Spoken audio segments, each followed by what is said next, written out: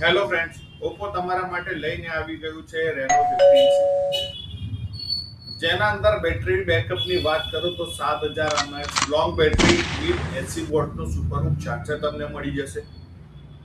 તમે તમારા કેમેરાના શોખીન છો તો તમને મળી જાય છે 50 મેગાપિક્સલનું ultra wide selfie camera with 100 FOV. તમારું કેટલું બી મોટું ગ્રુપ હોય તમે એને એક જ ફ્રેમની અંદર કેપ્ચર કરી શકો છો.